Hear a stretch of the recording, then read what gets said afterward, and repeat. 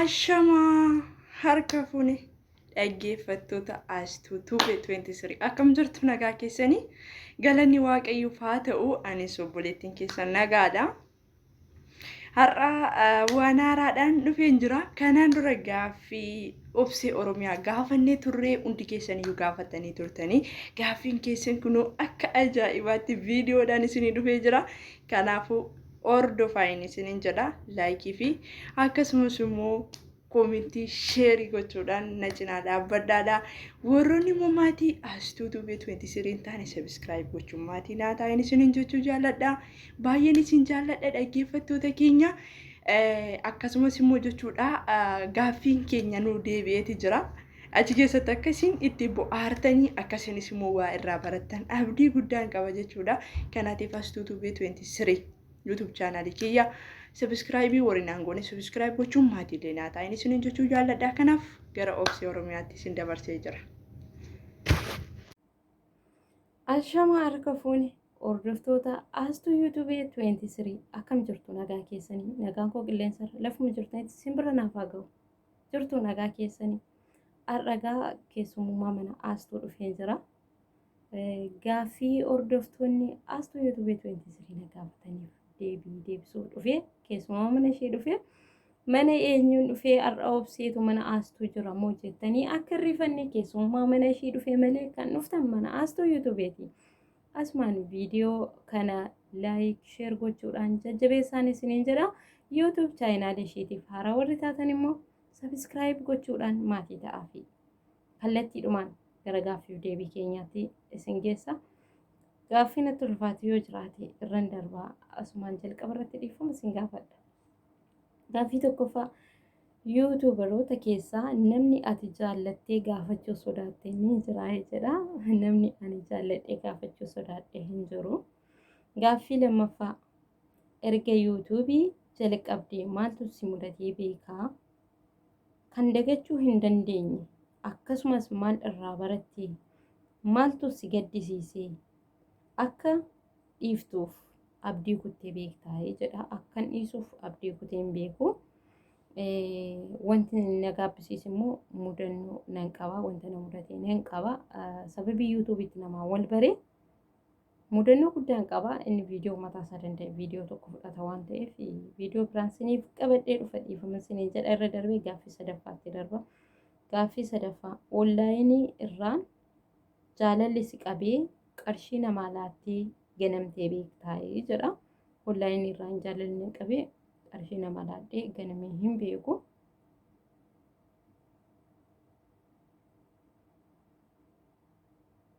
Gaaffii arfaffaa eenyummaa kee of ibsi otoo siin jedhanii ati obseen nama akkamiiti akkamiin of ibsuu dandeessaa jedha. Ani obseen baay'ee akka kootti akkan of ibsutti of madaalutti baay'ee nama gara laafettiidha. Yoo nama walitti bu'ellee dafee waan sana dhiisuu yookiis tasgabbeessuudhaaf nama dafee yaalii guddaa godhudha. Yoo namatti waan baay'ee haaree namni na gaddisiisellee garaa koo keessatti qimii hin qabadhuu fi dafee aara. Yoon aarummoo sa'aatii walakkaa ol narra hin turu jechuudha. Nama hundayyuu immoo nama gara ija tokko ilaala. Namni yoo rakkate rakkaataa bira darbu nama hin dandeenyedha. Har'aaf kunti singaa jedhee yaada. Gaaffii shanaffaa namni jaallattee si ganee jiraayee nama jaallattee kan si gane hin jiraayee yookaan kan ati kan si jaallatee ati gante ni jiraayee jedha. Yaa jaalladhees hin ganamne na jaallatees ganee utuu hin taane namni hin jaalladhe hin jira. Garuu amalan ani baay'ee hin jaalanne dhiirota irraa jibbu kan inni immoo dhiisuu hin dandeenye tokko yeroo dheeraaf itti himaa ture. Garuu nama sana amaluma isaatiif waan ta'eef dirqama irraa adda bahu waan na barbaachisuuf irraa adda beessiin jedha. Nama gaaffii kana na gaafatee fi gaaffii ja'affaa jireenya kee keessatti guyyaa ati sirriitti gaddite jiraayee inni soo maali? Yookaan gammadde jiraayee innis maali jedha. jireenya koo keessatti guyyaan ani baay'ee tokko gadde akkoo kootu na guddise. Xiqqoo koo ta'ee umrii waggaa naannoo 4 ta'ee akkoo koo biraan deemee akkoo koo biratti guddadhee akkoon kun na guddiste. So mana barumsaa jalqabee sababii mana barumsaa jalqabeef maatii biras deddeebi'ee akkoon koos waan baay'ee dulloomteef isheen iyyuu nama biraa nama ishee gargaaru waan barbaadduuf ishee bira waan taa'uu hin dandeenyeef akkoo koo gara keenyatti addi fudhannee booddee mana barumsaa deemee otoo mana barumsaa jiruuti akkoon kun ni duute. Akkoon kun yeroo duutetti natti himne isheen awwaalamtee torbee lamaa booda dhagee sababiin isaa yeroo sanaan qormaata kutaa 10 qormaa waan hin jiruuf namni natti himne eddiishin awwaalamtee qormaata koostumrii argee guyyaan ani baay'ee tokko gadde isadha. Kutaa 10 qormaa waan hin jiruuf namni natti himne eddiishin awwaalamtee qormaata koostumrii argee guyyaan ani baay'ee tokko gadde isadha. Awwaalama qaba guyyaan baay'ee gaddi mudannoo lama qaba so tokko yeroo biraasinitti ammaaf garuu kanadha guyyaan baay'ee gaddi kanadha guyyaan baay'ee gammade immoo baay'een hin jiru isas yeroo biraasinitti gaaffii torbaffaa obsee ati umrii kee waggaa meeqaati biyyaa baatee jedha. Kun itti yaadu baay'ee barbaachisa. Umrii koo waggaa 19 walakkaa biyyaa bahe dhugaa dubbachuuf umrii koo waggaa 19 walakkaa biyyaa bahe 19 jedhaanaa qaba kayyoon 20 jedhe sila irraan dabarse jedhee 19 walakkaa biyyaa bahe waggaa 19 yerratti lakkoofsise. Gaaffii 8ffaa gaaffii baay'ee cimaadha jedhee yaadu jechuudha. Abbaa gaaffii kana na gaafatte baankii gashachuuf moo maaliif na gaafatte? Gaaffii 8ffaa balaan buute maal abboo koo gaaffichi ulfaataa bara. Obsee durbumaa ni qabdaayii jedha. Ijoollee gaaffii akkasii nama gaafatama gaaffii nama gaafatama baay'eedha. Obsee durbumaa ni qabdaayii yoo qabaatte akkamiin beekuu danda'a?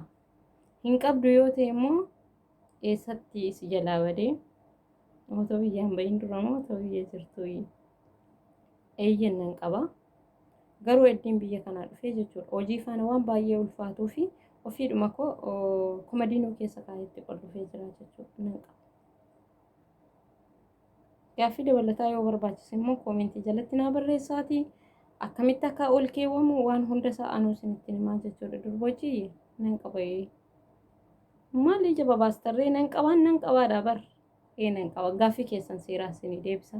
Durbumaa ni qabda isa jedhuuf nan qaba. Mormii dabalataa yoo barbaachise immoo koomentii jalatti naa barreessaa isinii deebisa. Gaaffii 9ffaa xumuraan jira obsa. Gaaffii 9ffaa obsee umriin kee amma waggaa meeqaa? Otoo hin sobiin otoo ittiin daballeen irraan hir'isiin nutti himi jedha. Shamarra umrii hin gaafatanii dhiira miindaa hin gaafatan jedhanii narraa darbu. Tilmaaman na gaafachuu hin. Gaaffii 10ffaa obsee bakki dhaloota kee eessatti mana barumsaa barattee eessattis xumurtee mana barumsaa sadarkaa meeqaa barattee? Bakki dhaloota koo godinni koo Amboodha. Shawaa Lixaa Amboo. Magaalaa keessatti dhaladhe yookiis aanaan ishii Liiban Jaawii jedhamti yookiis immoo Baabichaa warra beektan Baabichaa fudhachuu dandeessu. Warra Baabichaan hin beekne immoo Liiban Jaawii jedhama. Godinni ishee Amboodha. Aanaan ishee garuu Liiban Jaawii jedhamti. Mana barnootaa sadarkaa 1ffaa hanga 8 magaalaa Liiban Jaawii keessatti yookiis Baabichaatti baradhe. Kutaa 9ffaa fi 10ffaa magaalaa Geedootti baradhe. Kolleejjii waggaa 1ffaa magaalaa Ambootti jalqabe garuu hin xumurre jalqabeedhuma dhiisee jechuudha. Sadarkaa barnootaa waan sinnaan jettaniif sinitti mee gaaffiif deebii keenya asuma irratti goolabna. Waan teessanii obsaan na dhaggeeffattaniif guddaa galatooma. Baay'een sin jaalladha, baay'een sin kabaja. Dogoggoran qabuu fi yaada qabdan immoo koomentii jalatti naa barreessaatii dhufee siniif deebisa. Aga viidiyoo biraatiin walitti deebinu nagaan noo turaa. Baay'een sin jaalladha, baay'een sin kabaja. Baay'ee baay'ee.